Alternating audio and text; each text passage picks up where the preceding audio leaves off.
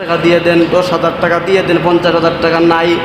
কিন্তু আপনি যদি তাকে বলেন আমি ওই টাকার উপরে বৎসরের পরে দান দিয়া দিব রে, এখন দেখা যায় টাকার আর কোনো অভাব হয় না।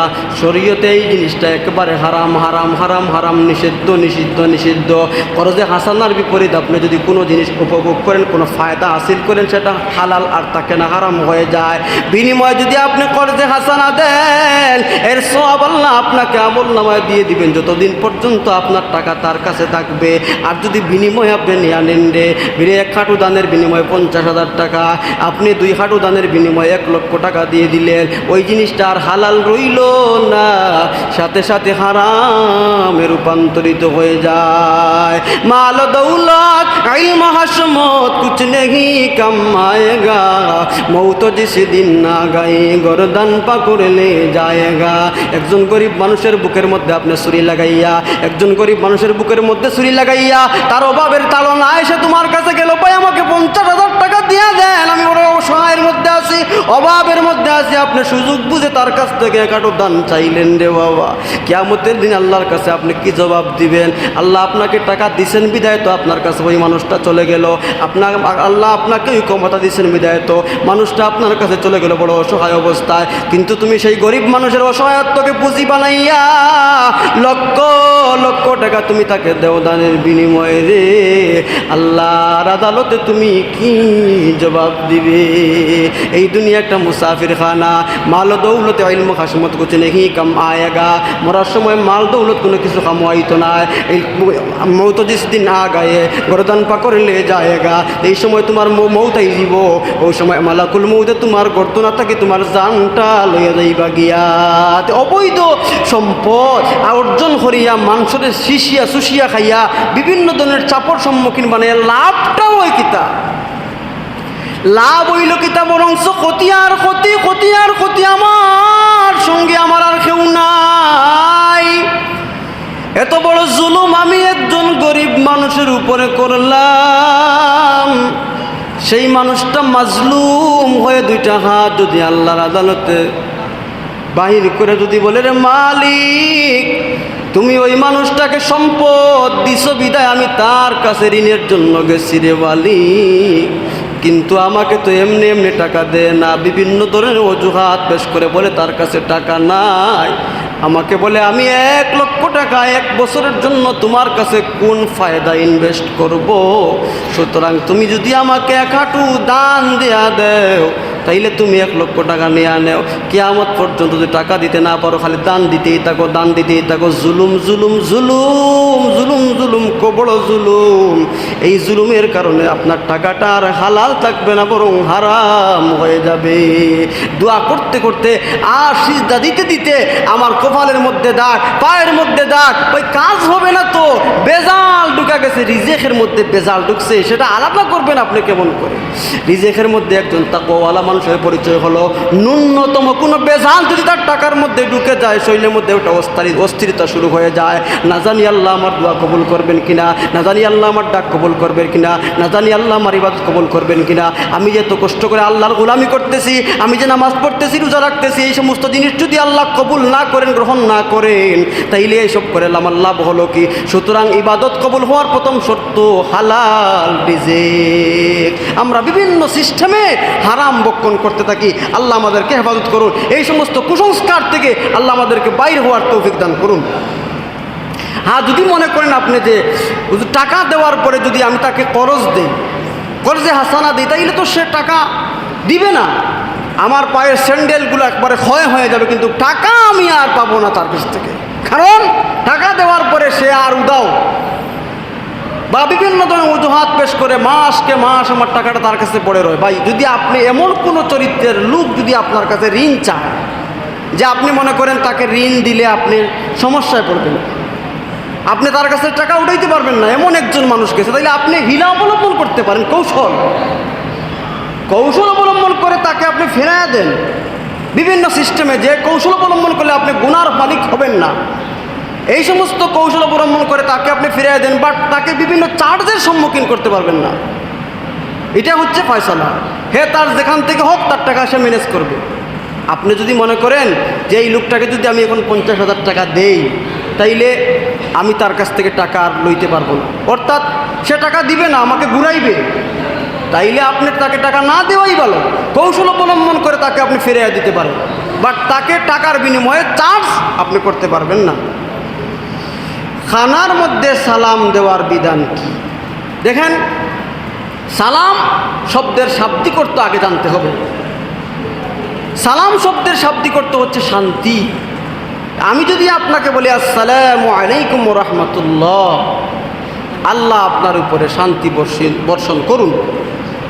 একজন মানুষ যদি খানা খাওয়ার মধ্যে থাকে, তাইলে আল্লাহ কি এই অবস্থায় তার উপরে শান্তি বর্ষণ করতে পারবেন না? হ্যাঁ, অবশ্যই পারবেন।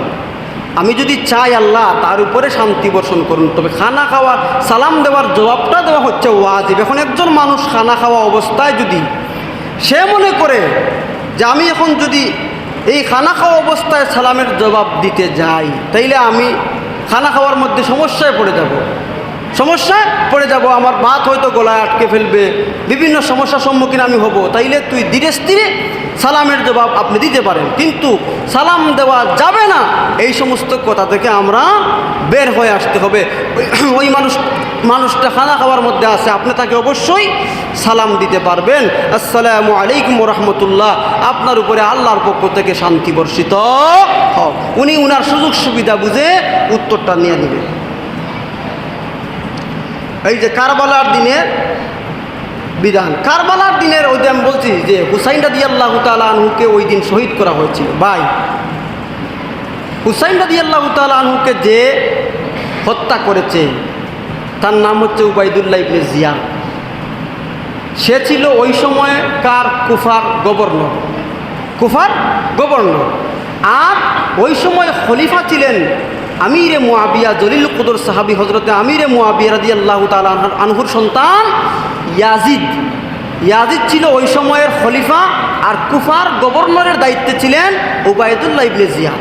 এখন দেখেন, বিষয়টা হচ্ছে হুসাইন রাদিয়াল্লাহু তাআলা আনহুর কাছে যখন একাধিক চিঠি আসলো কুফা থেকে যে আপনি আসেন, আপনি কুফায় আসেন, আমরা আপনাকে খলিফা বানাইব, এই সমস্ত চিঠি যখন একাধিকবার আসলো, তখন তিনি খলিফা হওয়ার জন্য তিনি উনার বাড়ি থেকে উনার স্ত্রী এবং পরিবার সহ তিনি কুফায় রওনা দিচ্ছেন, মক্কা নগরী থেকে খলিফা হওয়ার জন্য। এদিকে যখন খবর পাইল ইয়াজিদ যে হুসাইন, রসুলের নাতি হুসাইন কুফায় আসছে খলিফা নিযুক্ত হওয়ার জন্য, তখন তো সে ওই সময়কার খলিফা, এখন তো তার জান জাগাত নাই যে হুসাইন যদি আসে আর যদি আমার কুফাবাসীরা যদি হুসাইনকে সবাই মিলে যদি খলিফা নিযুক্ত করে, তাইলে আমার তো আর কোনো ভ্যালু থাকবে না। এজন্য সে ওই সময়ে যিনি দায়িত্বে ছিলেন কুফার গভর্নর উবাইদুল্লাহ ইবনে জিয়াদকে বলছিলেন যে তুমি যে কোনো উপায় হুসাইনকে তুমি পাকড়াও করো, বন্দি করে ফেলো।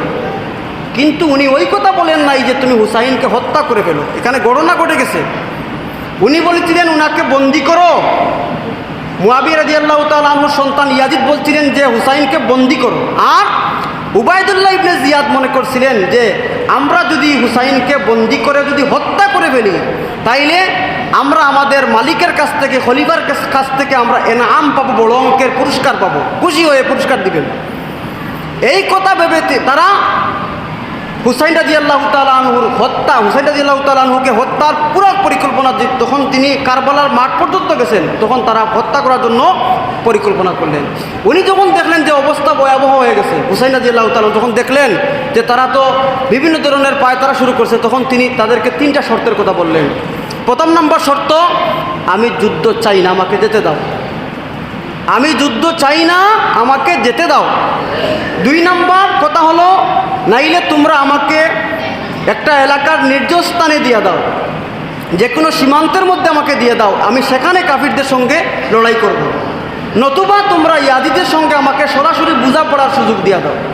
এই 3টা কথা তাদের কাছে চাইলেন, কিন্তু তারা মানলেন না। উল্টা যুদ্ধ করে হুসাইন রাদিয়াল্লাহু তাআলা আনহুকে শহীদ করে উনার মাথা আনিয়া ইয়াজিদের সামনে তুলে ধরছে সেই উবাইদুল্লাহ ইবনে জিয়াদ এবং তার দলবল সহ। যখন দেখলেন ইয়াজিদ, যখন হুসাইন রাদিয়াল্লাহু তাআলার মাথা দেখলো, তখন ইয়াজিদের চক্ষু থেকে টপ টপ করে পানি বের হলো। উনি বললেন, আমি তো বলি নাই যে তোমাদেরকে তোমরা তাকে হত্যা করে তার মাথা আমার কাছে নিয়ে আসো, আমি বলছি তাকে বন্দি করো। সুতরাং সেখানে ইয়াজিদ তাদের উপরে তখন খুশি হন নাই এবং বড় কোনো এনাম দেন নাই, বরং তাদের ক্ষমতাকে আরও উনি কমায় দিয়েছেন সেই সময়। তাইলে আমরা যারা বর্তমানে ইয়াজিদকে কেন্দ্র করে আমিরে মুআবিয়া রাদিয়াল্লাহু তাআলা আনহুকে গালাগালি করি, তারা নিঃসন্দেহে কবিরা গুনাহ করতেছেন। কিয়ামতের কঠিন ময়দানে আল্লাহর আদালতে তারা জবাব দিতে হবে। উনার তো কোনো দোষ নাই, উনার ছেলে হুকুম দিছে, উনার ছেলে তিনি সেই সময়কার শাসক, ওনার ছেলের হুকুমে উবাইদুল্লাহ ইবনে জিয়াদ তাকে আঁকড়াও করে তাকে হত্যা করেছে। সুতরাং আমরা ইয়াজিদকে তো দোষী সাব্যস্ত করতে পারি, কিন্তু ইয়াজিদ তো কোনো সাহাবিও নয়। আমরা ইয়াজিদকে কেন্দ্র করে ইয়াজিদের বাবা জলিলুল কুদর সাহাবী হযরতে আমিরে মুআবিয়া রাসূলের ওহীর লেখক যিনি ছিলেন, তাকে তো আমরা গালিগালাজ করতে পারি না। এখন দেখা যায় আমাদের সমাজে কিছু মানুষ এই কারবালার হত্যাকাণ্ডকে কেন্দ্র করে নিজের শরীরের মধ্যে চাবুক চালায়। হয়তো এই এলাকায় নাই, আলহামদুলিল্লাহ বিভিন্ন এলাকায় শিয়া জাতি যারা, তারা মোহব্বতের নজর প্রকাশ করার জন্য নিজের শরীরকে কত বিক্ষত করে। এই জিনিসগুলো আমাদের ইসলাম শরীয়তের মধ্যে জায়েজ নাই। আল্লাহ আমাদেরকে হেফাজত করুন। দুস্থ